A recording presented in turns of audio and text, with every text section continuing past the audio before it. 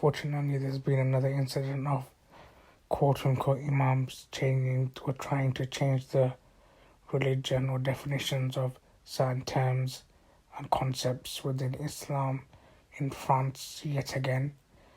There's been instances in the past which I'll make videos for in the future, hopefully. Like there's been a case of an imam, well, quote unquote imam, saying to change the Allahu Akbar, which means God is great, or to that effect, to change that and put France in its place.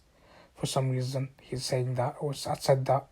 And also, there's been a woman who claims to be a quote unquote imam, when we know there's certain roles that women can't do, and the imam isn't one of those things that women can do, which doesn't devalue them. By the way, those who have studied would realize. But to get things like this popping up another this time in France, there's been another case of a quote unquote imam called Dr. Ludovic Zahed, who openly identifies as gay. That's his choice, and if he wants to identify as that, then that's his choice to do so. However, to falsely claim that the Prophet sallallahu alaihi wasallam welcomed and accepted the LGBT community of Arabia isn't true, whether you accept them or not, or what your views are. That's your views, but you can't attribute views to the Prophet, peace and blessings be upon him.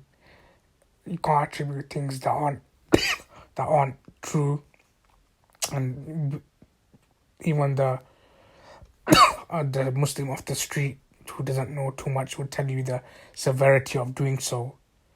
And furthermore, parts of the interview, he's trying to allude to the fact that people who are genuinely born with private parts of both genders, that's spoken about, but he's trying to use that and speak about the LGBT community, but we know that's not the same case. And it's yet another example of people in France who claim to be Muslims changing the religion, and that's not acceptable one bit. And you can speak in a respectful way, and you can say what what Islam does for people who aren't the same as us. Like, for example, Christians and Jews and other people coexisted peacefully. We're not the same, but they were amongst us.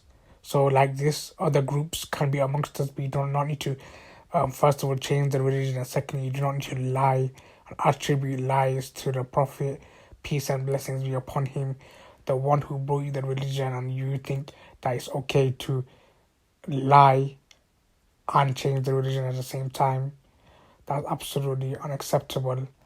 And even what makes it worse, many, not all, but many of the LGBT community who are Muslims, they would themselves tell you your statements do not agree with them either.